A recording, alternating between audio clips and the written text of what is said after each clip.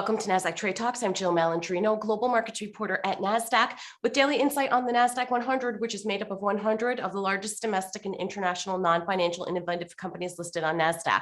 The NDX has been the barometer for U.S. large cap growth, and also one of the best performing indexes over the last decade and a half, not to mention one of the most liquid index ecosystems in the world. Joining us this Tuesday afternoon, we have Shawn, Cruz, manager of trader services at TD Ameritrade, to discuss Nasdaq-100 performance, trends in the Nasdaq volatility index, and of course, we'll have a preview of Apple earnings. Shawn, it's great to see you as always. Welcome back to Trade Talks, and it really has been a couple of volatile weeks for the Nasdaq-100. Let's take a look at your first chart here at some fresh levels that we should be watching. Yeah, I mean, I think right now with some of the massive moves we're seeing intraday, and we're certainly seeing one today, you want to take a step back, look at maybe some of those longer dated moving averages when you're getting some of the large magnitude moves that we've been getting lately.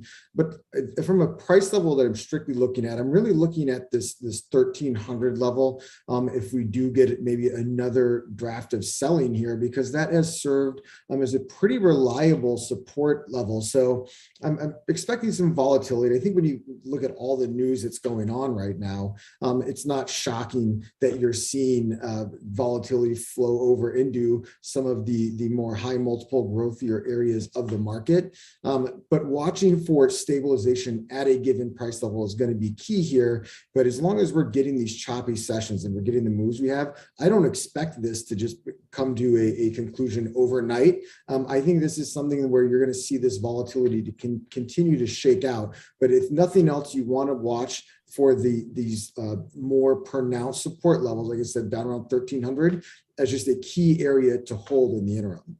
Yeah, and if we take a look at your next chart here, VOLQ, of course, we can almost see the inverse of that, and that seems to be staying above pretty steady levels as well. Yeah, and it's telling you to expect a little bit of continued choppiness and frothiness out of markets here.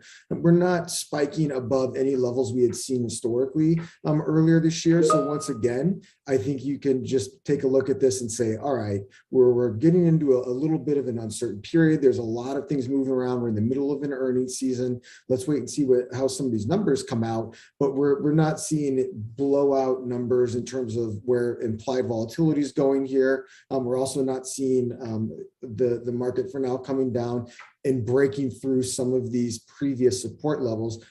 It just shows there's a lot of uncertainty and caution in markets right now. Yeah, and Shawn, I want to take a look at Apple for a moment here, because as we're very well aware of, as goes Apple, as goes the market. I mean, it just has such heavy weighting in a number of indexes, certainly in the Nasdaq-100. And of course, we have all important earnings coming up.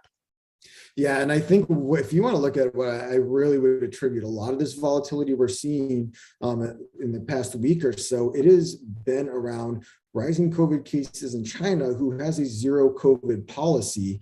That to me is really key, because a lot of these tech companies have deep manufacturing bases going into China. And when they lock things down, it's not just restricting restaurants, or you have to wear a mask when you go in a restaurant, whatever that is. They really lock things down, which means manufacturing comes to a little bit of a halt. And earlier this week, we actually had a manufacturing plant for Foxconn get restricted. And what you're actually seeing is what is referred to as iPhone City have to not produce any of those phones. But it's not just Apple that's going to experience this. It's going to be experienced by a lot of these tech companies across the board. So Apple's earnings, I think, is actually going to be the key event for the week, because we're going to get a up to the minute look at how this is impacting their operation, their manufacturing, their ability to source products. So I actually think tonight, after the close, is going to be a pretty big night. You are not going to want to look away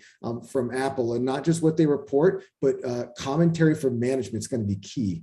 Yep, Shawn, I would agree with you, particularly on the consumer and the technology and the supply chain. And there's so many variables that are going into the Apple report. To your point, will really give a big picture of what's happening with commerce globally there. Appreciate the insight. Thanks for joining us on Trade Talks. I'm Jill Malandrino, global markets reporter at Nasdaq.